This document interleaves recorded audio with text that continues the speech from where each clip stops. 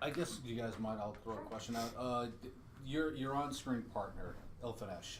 The chemistry between you guys on screen is really really cool. You guys got some great energy going here. Is that something you hit off on right away as soon as you guys started doing your first table read, or was that something that just happens over time, evolves in terms of the chemistry that we see on screen? I think a bit of both. I think that we got on very well, very easily, straight off the bat. And what's been fun about the characters and the relationships between the two of them is that we've been developing and learning as we go. So Cameron and Kay came in not knowing each other and coming from different perspectives, different mindsets, and their relationship has grown and developed as we've gone through the season so far. And I think that that's sort of true of actors as well. We all, you get thrown into something and expect to immediately gel, and you do to a certain extent, and then you just learn more and more about each other, and the relationship develops. Where is the first place offset? Because we've been hearing all about this today, that you used your new magic skills. Oh, I see. First offset. Well, I'll clarify with the only reason I use them offset is so that I can use them on set. Okay. That's all research. But it's a very different experience doing stuff live for people who don't know why I'm doing it. My girlfriend is probably the fallen victim to the most amount of practice time, as of my family. I think I'd probably say offset. The most common location would be my apartment. Okay. Yeah. Tell me about the challenges of juggling, doing the magic trick, and hitting your mark. Tell me about that. Yeah, I mean, it sounds sort of simple, but it's a big part of the challenges, I guess, on this job have been trying to come off as being extremely comfortable with something that I am really just learning on the job, and so I guess it's just been an extra little thing to think about. I'm very very lucky that I have Francis, who I think you've met in particular, looking after me every day, and he's my eyes, so he'll watch the monitors as we go and make sure if anything isn't working, then he'll tell me, because often I can't know for myself because I'm not focused on the trick. I'm focused on something else. So I think the trickiest part of it has been trusting that everybody else has my back, and that I can hopefully perform in an acting sense and perform in a magic sense, and whoever is supposed to catch me when I screw up in either regard is there for me. Can you talk about one of your earliest connections to magic, or when you were a kid, seeing magic?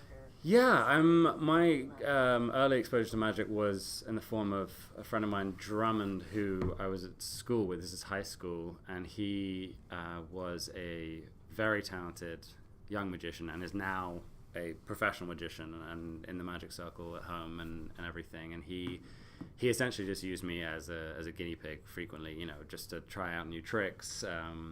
I never knew how any of it worked, and I kind of enjoyed not knowing how any of it worked. So I think I was a good audience for him, and I enjoyed the spectacle of it, appreciating his skill set without ever actually getting into it myself. So this is my first foray into that. What did he do with you as a guinea pig? Pretty much everything. I mean, I remember a lot of coin magic, a lot of card magic, and things that towards the end of our high school career, he would start to film them as well, to record the tricks with other students, and sort of street magic style. And I was normally present and never in on it, so I kind of always got the full impact. Was it difficult to get accustomed to the performance aspect of it, performing to an audience? I know on Cooper Barrett you did a lot of fourth wall breaking, and I saw similar shots in the pilot where you're looking at the camera. Yeah. Trying to perform. In terms of the magic, you mean, or in terms of just the acting part of it? I do think that the show has a few things in common with Cooper, insofar as Cameron is a born performer. He's been performing his entire life. He's very, very comfortable with an audience, and actually that's both a strength and a weakness that we'll come to explore as we go through the season. He is far more comfortable talking to a large crowd of people than he is forming an intimate connection with a single person. So I kind of use a lot of my theater background and a bit of what you're talking about, Cooper, and talking directly to the camera and that breaking that fourth wall to get into Cameron's mindset in that regard. What was the most difficult sleight of hand that you had to tackle? I mean, you do a lot of card shuffling, you do a lot of coin. I mean, what was the most difficult? It's hard to say any individual thing because you kind of, once you've learnt something, you wonder why that was ever difficult to do it in the first place. You sort of forget that it took months of practice. And so each week there's something new that I'm trying to learn that I think for days and days and days that I will never be able to do, and then you get it once and you're like, oh great, okay, and then you can't do it again for another week. So it's that I think the hardest thing, I think the best answer to that question is the when combining kind of what we were talking about before, combining the magic with the performance. The hardest is when there is an elaborate and important trick to be done while performing, and specifically in what we call a one-er. So if in the pilot, if you've seen it at the beginning, I'm walking through and doing some cards sleight of hand while talking to the camera, and it was really important for that shot to work and be impressive that it all happened in one shot. Like, there's no cutting away or any of that. So the hardest part is to actually not get overexcited when it works and sort of stay calm and as if that's normal, because for Cameron it is normal. It's just not for me. Yeah. So you're no stranger, obviously, to film and television productions and everything. Just based on what you're saying to us now, you must have a newfound appreciation, I think, for all the minutia and the detail, to all things illusion, all things FBI, because this show is about keeping things legit from all perspectives. Absolutely. It's I say it time and time again. I've always loved watching magic. I've always been very impressed by the performative element. I'm only more impressed now that I've snuck a little bit of a peek behind the curtain, because you find out how much work goes into these tricks that are designed to look totally natural and magic. They're supposed to look effortless, and they are not. They require, especially a lot of the stuff we do in the show requires an awful lot of ingenuity on the part of Francis and David to come up with the tricks, to figure out how they'll work best for me, someone with a limited skill set, and how they'll work best for camera. And you just gain more and more appreciation of the intricacies of that particular skill set, a skill set which is designed to look effortless. It's supposed to look like they just rolled out of bed and can do it. But even, I talk to Francis all the time, he says even after 20, 30 years of doing this, a specific coin trick, he'll need to warm up that muscle alone just to make sure that it works every time, and looks like he could do it first thing in the morning, but even if he can't. I love that you're also a theater actor. Not to geek out, I saw you in Cyrano. You did Cyrano years ago. Yeah. And I imagine obviously you're busy with the series. Do you see yourself going back to Broadway? I'd love to, yeah, if they'll have me. I have been very lucky to get to do a bit of everything so far in my career, and I hope that I continue to have those opportunities, because, yeah, I love it. Is there a role that you're aching to play on the end of playing? There, a few. I wouldn't want to, jinx anything, but there's a few out there that I would jump at the opportunity to play. It's just a question of obviously, timing and getting really lucky with someone deciding that, a lot of those roles a lot of people want to play. So it's just finding the right time, the right theater, I guess. Since we already brought up, sorry, did you follow? I'll ask after. Okay, since you already brought up Cooper Barrett, Yeah. What life advice do you think Cooper Barrett would have for Cameron Butler? Because he's clearly a guy with a lot of baggage. Yeah. Mm-hmm. Or just what life advice do you think Cameron needs to hear? That's a great one. Oh, thank you. There's instructions on there too. Yeah, exactly. Yeah. That's real magic. What advice would Cooper have for Cameron? I'm trying to think of a good Cooper episode title. I can't think of one. Something along the lines of you don't always have to have everything under control, that sometimes like relinquishing control can be beneficial. There's a recurrent theme, I think, through the season thus far, that Cameron is a bit obsessive in that way. He's used to, on stage, having control over every little thing and controlling fate and playing God, for lack of a better phrase. And obviously, once he gets into the world of the FBI and real crimes and real criminals, he doesn't have that level of control anymore. And also when it comes to romantic relationships or familial relationships or friends, he also needs to realize that he's not all powerful and that he needs to chill out a bit. How do you switch your frame of mind when it comes to playing twins for each of those characters? That's an interesting one. I would say that the main thing for the majority of the season has been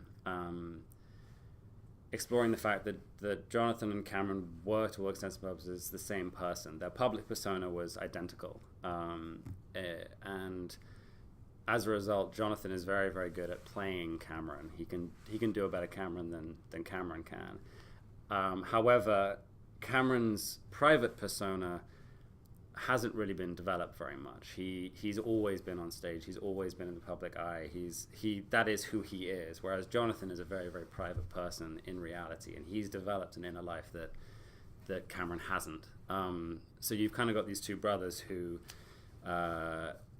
are two sides of a single coin, and I think that switching back and forth, my main focus has been that, and also the fact that Jonathan has spent a year in prison, and that changes a guy. So like how would that change him, and how would it change Cameron that his brother has been in prison for a year as well? So those have been my main two focuses, to explore, like keeping them very, very similar because they are, but to gradually let them drift apart a little bit, because this is the first time in their lives that they've been independent of each other. And are you playing with yourself when you're shooting those, or is there a stand-in? It's an interesting turn of phrase. Had to be said. Always, every time. I work with a great actor called Martin Munzek who will stand in for me and switch back and forth with me as we do the scenes.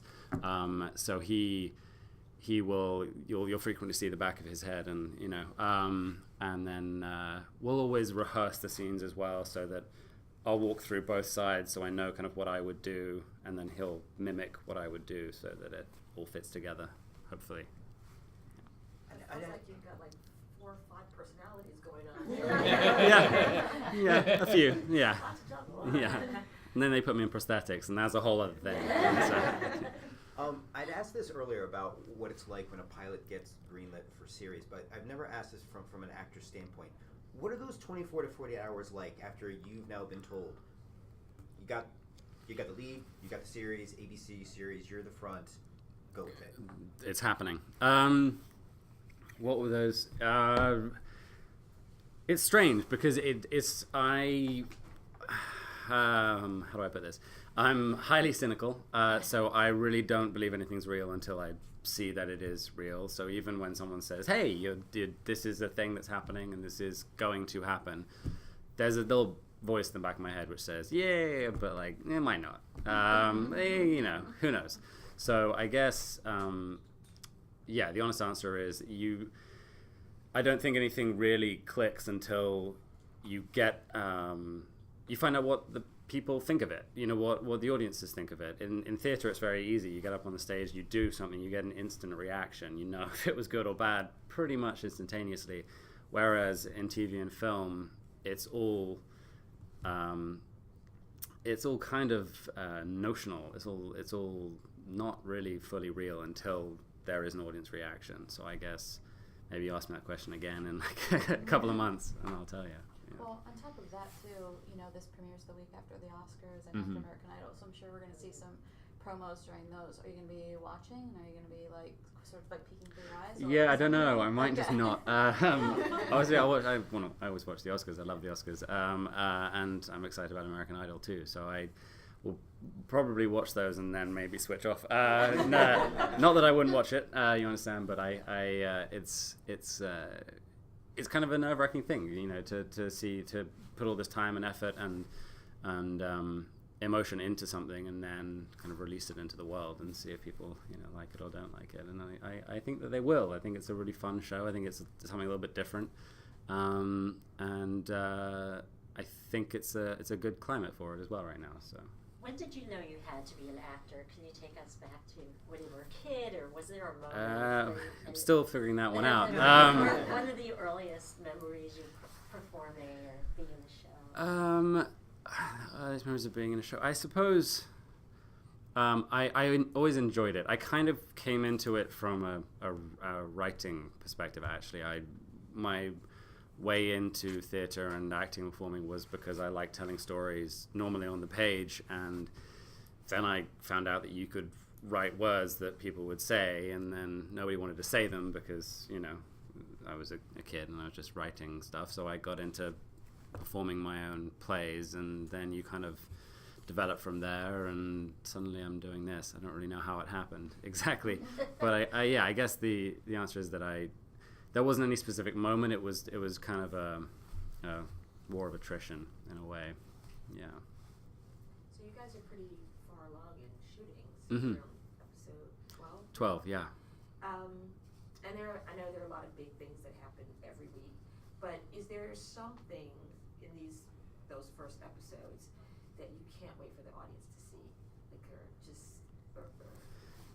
There's a lot of things I can't wait for people to see. Yeah, I think that's what's fun about the show is that the thing that immediately pops into my mind when you say that is that when we were shooting episode 2, because the pilot is such a big thing, and everyone's relationships are new, and you're all kind of figuring it out as you go along.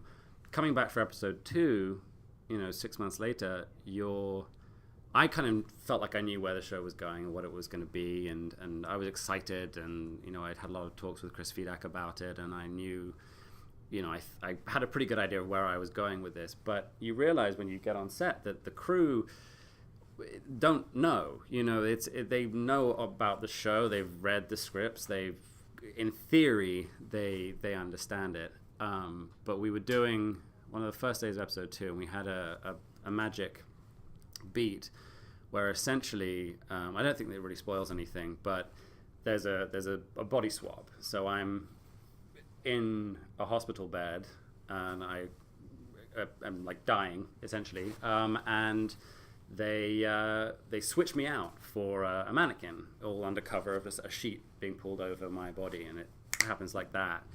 And it involves me literally folding into a ball, going through the hospital bed, rolling out, and like vanishing around the corner before the baddie, sees me. And you can see the crew just thinking that this isn't gonna work. Like we're gonna have to shoot around it and then like do a special take and cut and do all this kind of thing. And we set up with a wide shot and just did it, and it just worked on the first take. Just went through and you saw everyone go, oh, this is cool. Okay, this is what we're doing. This is really fun, and you could feel the sense of like the crew getting on side and being like, this is a little bit different, a little bit special. And I don't know if that moment will have that impact necessarily on the screen, but that for me was a big moment. Last 2 questions, please. So I'm wondering, this seems like it's been a pretty collaborative process, and it's not like the sort of typical thing where you're just given a script and just told like, here are your lines. Can you talk a little bit about the collaboration that happened, between yourself and the showrunners, and then of course Francis and David? There's just so much going on, and it seems like you're really hands-on. Yeah, I think that's the best way to create something that people will be really engaged by. A lot of that collaboration happens before I get involved. Obviously, it's sort of between Chris and David and Francis coming up with the storylines to fit with the magic and vice versa. But there by necessity has to be a level of collaboration with me as well, because as I said before, my skill set is limited. So we've kind of got to figure out how much time I have for Francis to teach me something to do to such an extent that it looks like Cameron doing it rather than somebody who just learned how to do it. And so there have been a lot of conversations, a lot of thought put into making Cameron look as good as possible while just being realistic about what I can achieve.